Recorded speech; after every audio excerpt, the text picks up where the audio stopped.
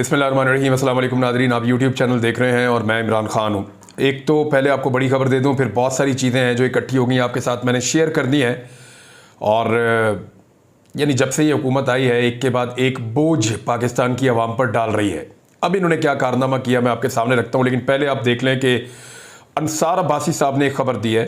उनका दावा है और उनकी खबर के अंदर ये दावा किया गया कि कौमी एहतसाब ब्यूरो के ज़राए ने दावा किया है, नैब के जो ज़राए हैं उन्होंने दावा किया है कि उन्होंने जब बैरिया टाउन के दफ्तर के ऊपर छापा मारा, आपको याद होगा आज से कुछ अर्सा पहले बैरिया टाउन के दफ्तर के ऊपर रात गए छापे मारे गए थे, जिस पे मलिक रियाज साहब ने ट्वीट कहा था और वो इनकलाबी, उन्होंने कहा था कि वो भी अब इनकलाब का हिस्सा है और इमरान खान के खिलाफ या किसी के खिलाफ भी उन्होंने नाम लिए बगैर कहा कि वो किसी केस में कोई झूठा गवाह या इस तरह की चीज़ वो नहीं बनना चाहते।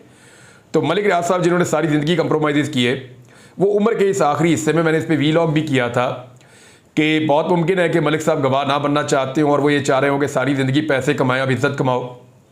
दूसरा, मैंने आपसे ये भी कहा था कि ओवरसीज़ पाकिस्तानियों की बहुत बड़ी इन्वेस्टमेंट है बैरिया टाउन में और मलिक रियाज हर हाल में उस इन्वेस्टमेंट को बचाना चाहेंगे। वो नहीं चाहेंगे कि ओवरसीज़ पाकिस्तानी उनसे नाराज़ हों, क्योंकि देखिए नवाज शरीफ के पास इतने सारे पैसे हैं, वो दुनिया के मुल्कों में जाकर इंजॉय नहीं कर सकता। वजह क्या है? ओवरसीज़ पाकिस्तानी वहाँ पर आकर बुरा भला कहते हैं।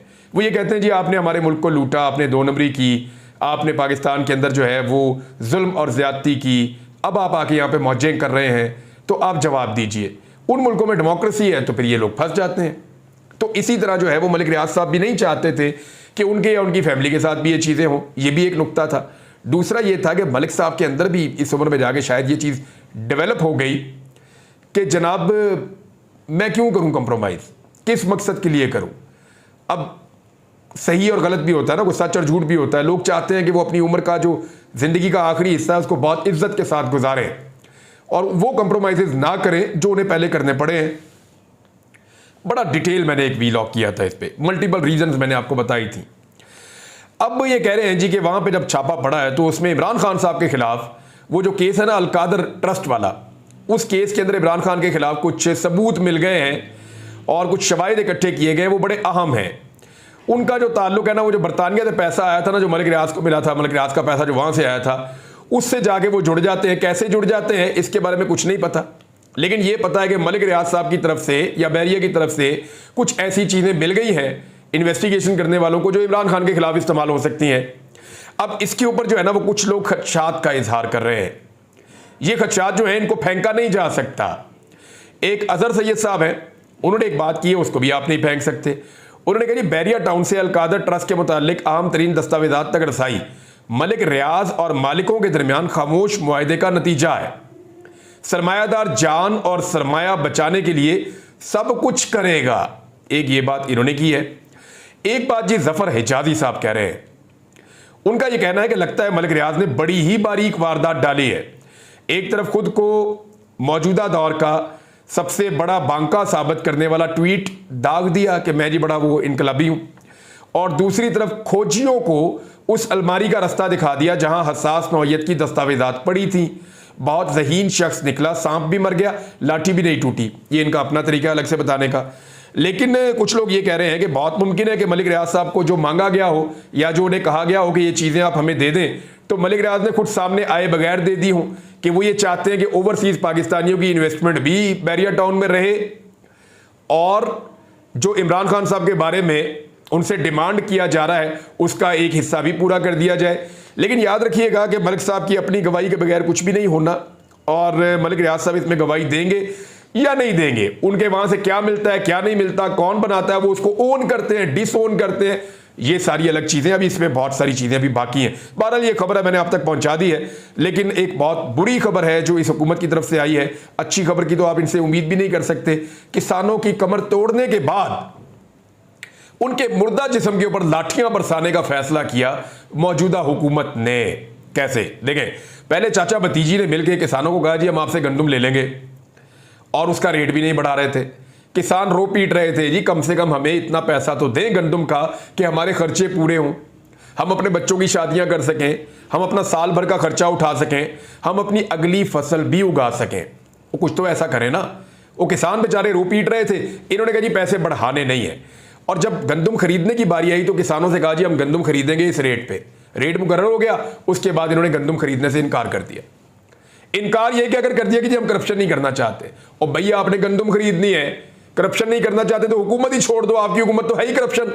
तो आपको फौरी तौर पे जो है या तो गंदम खरीदनी थी, आपने किसानों की गंदम नहीं खरीदी, किसान ने गंदम काटने के बाद वहां पे रख छोड़ी। अब किसान की गंदम पड़ी हुई है, खरीद कोई नहीं रहा, वो बेचारा इंतजार कर रहा है।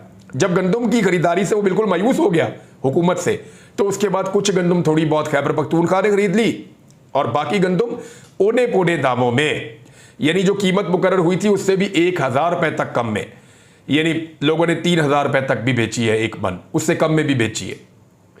तो किसानों ने अपनी गंदम औने पौने बेची और बेचकर फारे हुए। अब जो पैसा उन्हें मिला ये इतना कम पैसा था कि इससे वो कर्जा नहीं उतार पा रहे थे, क्योंकि याद रखिए ज्यादातर किसान अपनी सारी खाद वो उसके ऊपर क्रेडिट पे लेते हैं, जो पेस्टिसाइड हैं वो क्रेडिट पे लेते हैं, बीज भी क्रेडिट पे लेते हैं, डीजल भी क्रेडिट पे लेते हैं, और फिर इसका पैसा तब देते हैं जब उनकी फसल बिक जाती है। तो वो पैसा देते देते वो बेचारों का कर्जा भी पूरा नहीं उतरा और पैसा खत्म हो गया। अब अगली फसल वो कैसे लगाएं, ये है एक सबसे बड़ा सवाल कि किसान अब फसल कैसे लगाएगा। किसान के दिमाग में भी ये सवाल था कि हुकूमत ने किसान के ऊपर एक के बाद एक लाठी मारना शुरू की और किसान की टूटी हुई कमर के बाद उसकी जो गिरी हुई डेड बॉडी है उसके ऊपर इन्होंने चढ़ाई कर दी, उसके सर पे बम मारा इन्होंने, और ऐसी बेशर्मी की है कि ज़रई सारिफीन का जो टैरिफ है उसके अंदर फी यूनिट 6 रुपए 82 पैसे का इन्होंने मजीद इजाफा कर दिया है। 6 रुपए 82 पैसे का मजीद इजाफा कर दिया है किसान के लिए। अब वो जो बेचारे ट्यूबवेल चलाते हैं किसान, वो अब ट्यूबवेल नहीं चला पाएंगे, चलाएंगे तो बिजली का बिल उनको ज्यादा भरना पड़ेगा। जुलाई से जो ज़रई सारिफीन है इन्होंने अब अगली फसलों के ऊपर काम कर रहे हैं बेचारे बड़ी मुश्किल से। अब उनको जो पैसा देना पड़ेगा फी यूनिट 46 रुपए 83 पैसा, यानी 46 रुपए और 83 पैसा इनको फी यूनिट पड़ेगा। पहले कीमत बढ़ाते चले आ रहे हैं, फिर कीमत बढ़ा दी, किसान की कमर तोड़ दी इन्होंने। कमर्शियल सारिफीन की जो बुनियादी कीमत है उसमें इन्होंने जो इजाफा किया है 8 रुपए और 4 पैसे का मजीद बिजली की कीमत में इजाफा कर दिया है। और जुलाई से जो कमर्शियल सारिफीन है उनको एक यूनिट पड़ेगा 77 रुपीज का, 77 रुपए का उनको एक यूनिट पड़ेगा। यह हाल किया इन्होंने पाकिस्तान का। और क्या कर रहे हैं और भी सुन लीजिए। ट्रैक्टर की कीमत, यह भी खबर आई है, 5 लाख रुपए तक ट्रैक्टर की कीमत बढ़ गई है। 5 लाख रुपए तक फी ट्रैक्टर की कीमत जो है उसमें इजाफा हो गया है। इसका भी नुकसान किसान को होगा। आटे के ऊपर विद होल्डिंग टैक्स, कभी सुना आपने? With holding tax, with holding tax हम सुनते थे बिजली के बिल पे आ जाता था। ऐसी चीजों पे कि आपने कोई प्रॉपर्टी खरीद ली उसके ऊपर विद होल्डिंग टैक्स आ गया आपको। वो इसलिए आ गया कि आप जब अगर आप फाइलर हैं तो फिर आपको वापस हो जाता है विद होल्डिंग टैक्स, उसको होल्ड किया जाता है। एडवांस टैक्स भी आप इसको एक किस्म से कह सकते हैं। तो विद होल्डिंग टैक्स लिया जाता था, आटे के ऊपर विद होल्डिंग टैक्स लगा दिया इन्होंने। कैसी हुकूमत है। और जो फ्लोर मिल्स है वो इसके ऊपर एहतजाज कर रही हैं। वो ये कह रही है ये नहीं हो सकता, आटे के ऊपर विद होल्डिंग टैक्स लगाने का और दीगर टैक्सेस लगाने का फैसला उन्होंने चैलेंज किया है और वो एहतजाज पे चले गए हैं। आटे की शॉर्टेज पैदा होने के खतरात पैदा हो गए हैं। अब इसके बाद जो है वो 9 रुपए किलो के हिसाब से आटे की कीमत 9 से 10 रुपए किलो बढ़ जाएगी। ये जो कहते थे ना आटा सस्ता रोटी सस्ती, ये सिर्फ किसान के लिए था। जब तक किसान की कमर तोड़नी थी तब तक गंदम की कीमत नीचे रखी, खरीदी भी नहीं, किसान को रोल दिया। जैसे ये चीजें आड़ती के हाथ में गई, मिडल मैन के हाथ में गई, ऐसे बंदे के हाथ में गई जो इनकी अपनी क्लास है, तो फौरी तौर पे चीजों को तब्दील करना शुरू कर दिया। अब रोटी भी महंगी हो जाएगी, आटा भी महंगा हो जाएगा और ये लोग अपने अरबों खरबों रुपए दोबारा से बना लेंगे। नाज़रीन, जो दहशतगर्दी के हवाले से लाहौर से इमरान खान साहब के खिलाफ 9 मई के केसेस के हवाले से फैसला आया, उसका जो तहरीरी फैसला जारी हुआ है उसमें क्या कहा गया, जरा इसकी वर्डिंग आप सुन लें तो आपको आइडिया हो जाएगा। प्रोसिक्यूशन का इमरान खान के खिलाफ केस ये है कि उन्होंने 9 मई की मनसूबाबंदी की, पीटीआई टॉप लीडरशिप ने मनसूबाबंदी से इत्तफाक किया, जदीद डिवाइसेस के जरिए से पैगाम आगे पहुंचाया गया, इश्तियाल अंगेज पैगाम देना और उसे आगे फैलाकर आर्मी तनसीबात, जिना हाउस और सरकारी इमारतों पर हमला दहशतगर्दी के जुमरे में आता है। इमरान खान की अबूरी जमानतें खारिज की जाती हैं। एटीसी लाहौर के जज खालिद अरशद का तहरीरी फैसला। अब इस फैसले की सारे लोग अपनी अपनी जो है वो तशरीह कर रहे हैं, लेकिन अहमद वराइद साहब ने इसमें एक चीज़ लिखी कि इमरान खान और पाकिस्तान तहरीक इंसाफ के 15 रहनुमाओं ने 7 मई को शाम 5:15 से 6 बजे तक जमान पार्क में मीटिंग की। जहां प्लान बनाया कि मिलिट्री तनसीबात, हुकूमती दफातर और पुलिस ऑफिशियल्स पर हमले किए जाएंगे। डॉक्टर यास्मीन राशिद उसकी क़यादत करेंगी। इंसदाद दहशतगर्दी लाहौर, अच्छा ये मीटिंग जो है इसकी गवाही एक पुलिस एहलकार ने दी है। अब आप ये बात याद रखिएगा, यानी बचकाना नहीं लग रहा आपको कि इमरान खान साहब अपने 15 साथियों के साथ बैठे हैं, वहाँ मेज़ के नीचे पुलिस वाला छुपा हुआ था, वो पुलिस वाला वो सारी चीज़ें सुन रहा था और उनको पता चल गया कि इन्होंने बड़े जदीद गैजेट्स ले लिए हैं और डॉक्टर यास्मीन राशिद नामी एक कमांडर हैं जो बहुत खौफनाक किस्म की उन्होंने ट्रेनिंग की हुई है और वो फौजी तनसीबात के ऊपर अटैक करेंगी। यार फॉर गॉड से, वो पॉलिटिकल लोग हैं, वो कैंसर की पेशेंट हैं, 70 साल से ज़्यादा उनकी उम्र है, तो आपको लगता है कि वो तनसीबात के ऊपर अटैक कर देंगी और वो कोई इस तरह का, यानी अजीब किस्म का मुकदमा अजीब तरीके से हुकूमत ने चलाया है। मेरे ख्याल में इससे रियासत का फ़ायदा नहीं होगा। रियासत का फ़ायदा उन चीज़ों से होगा जिससे रियासत आगे बढ़ेगी। और अगर इमरान खान से बदला लेना ही मकसूद है तो इमरान खान तो ऑलरेडी कैद में है। जिन लोगों से बाकियों से बदला लेना है वो लोग भी ऑलरेडी कैद में हैं। लेकिन उनको कैद में रखने से और जिनको कैद से निकालकर हुकूमतें दी गई हैं, इसके बीच में, इस पूरे प्रोसेस के बीच में, यानी एक आदमी को इक्तदार से निकालकर कैद में डाल दिया और कुछ लोगों को कैद से निकालकर इक्तदार में डाल दिया। इसके बीच में सिर्फ आप ये देख लीजिए कि पाकिस्तान के साथ हुआ क्या। पाकिस्तान की इकॉनमी बेड़ा गर्क हो गया, पाकिस्तान के अंदर महंगाई बेड़ा गर्क हो गया, पाकिस्तान में आम आदमी की जिंदगी अजीरन हो गई, पाकिस्तान में रूल ऑफ लॉ कहां से कहां पहुंच गया, पाकिस्तान में दहशतगर्दी वो कहां से कहां पहुंच गई, रोजाना दहशतगर्दी के वाकयात हो रहे हैं, अवाम और इदारों के दरमियान एतमाद का फुकदान वो कहां से कहां पहुंच गया। तो ये सारा कुछ इस तजर्बे के नतीजे में हुआ है। अब इस तजर्बे को जितना ज्यादा लंबा किया जाएगा उतना ज्यादा खुदा न खास्ता पाकिस्तान का नुकसान होगा। अब इसमें जो है वो आप सिर्फ ओवरसीज पाकिस्तानियों की जानिब से जो सरमायाकारी है उस पर एक खबर है, मैं आपके सामने रख देता हूं और वो खबर ये कह रही है कि मुल्क की इकॉनमी अगर ठीक होनी है तो पाकिस्तान के बाहर से सरमायाकारी लानी होगी। लेकिन क्या ये हुकूमत सरमायाकारी ला पाएगी, इसके ऊपर एक और रिपोर्ट आई है। मुल्क में सिक्योरिटी की मजमूई सूरत हाल गुज़िश्ता साल के मुकाबले रवां साल मजीद खराब हो गई है और गैर मुल्की सरमायाकारों ने पाकिस्तान की सिक्योरिटी सूरत हाल पर तशवीश का इजहार कर दिया है। Overseas investors chamber of commerce and industry, उन्होंने अपनी सालाना सर्वे रिपोर्ट जारी की है। सर्वे में पाकिस्तान की सिक्योरिटी सूरत हाल पर गैर मुल्की सरमायाकारों के खदशात को उजागर किया गया है। सर्वे में पाकिस्तान की तजारती मराकज़ में सिक्योरिटी सूरत हाल के बारे में OICCI अरकान के तासुरात भी शामिल हैं। यानी पाकिस्तान में कराची समेत पूरे सिंध में बढ़ते हुए स्ट्रीट क्राइम एक बहुत बड़ी तशवीश का बाइस हैं और उसके अलावा ओवरऑल जो पाकिस्तान की सिक्योरिटी सूरत हाल है उसके ऊपर यानी गुज़िश्ता साल के 67% से बढ़ के 80% तक कराची के हालात जो सिक्योरिटी के हैं वो ख़राब हो गए हैं। यानी कराची में सिक्योरिटी की जो सूरत हाल है गुज़िश्ता साल की निस्बत ज़्यादा ख़राब है। बलूचिस्तान की सूरत हाल के बारे में लिखा गया, बाकी इलाकों की सूरत हाल के बारे में लिखा गया। तो ये एक रिपोर्ट आपके सामने है। दूसरा, ये जो हुकूमत बनी है ये कितना पैसा इकट्ठा कर रही है और उस पैसे को कहां खर्च कर रही है, ये है सबसे बड़ा सवाल। पैसा तो ये इकट्ठा कर रहे हैं मांग कर, जो टैक्सेस ये लोगों से ले रहे हैं वो कहां जा रहे हैं किसी को कुछ समझ नहीं आ रहा। जो महंगाई ये कर रहे हैं वो पैसा कहां जा रहा है किसी को कुछ समझ नहीं आ रहा, क्योंकि जितने भी तरक्याती मंसूबे पाकिस्तान में चल रहे थे उनमें से बेशतर को मौजूदा हुकूमत ने बंद कर दिया है। सिर्फ खैबर पख्तूनख्वा में चलने वाले 177 में से 91 बड़े मंसूबे वफाकी हुकूमत ने बंद कर दिए, जबकि सूबाई हुकूमतों के ऊपर भी दबाव डाला जा रहा है कि वो तरक्याती मंसूबे जिनमें हेल्थ के और सेहत के अलावा जो है वो तालीम के मंसूबे भी हैं, इंफ्रास्ट्रक्चर के मंसूबे भी हैं, उन मंसूबों को बंद करवाया जा रहा है। पाकिस्तानी हुकूमत कितना पैसा इकट्ठा कर रही है जरा इसके आदादोशुमार आप ले लें। हुकूमत ने जो टैक्सेस वो ले रही है उसमें 30% इजाफे के बावजूद, यानी तनख्वाहों में इजाफा कभी नहीं करते लेकिन टैक्सेस में 30% इजाफे के बावजूद माली साल 2023 और 24 के आखिरी 45 दिनों में, यह सिर्फ 45 दिनों की कहानी है, 15 मई से लेकर 18 जून तक, इन दिनों में इन्होंने कितना पैसा इकट्ठा किया?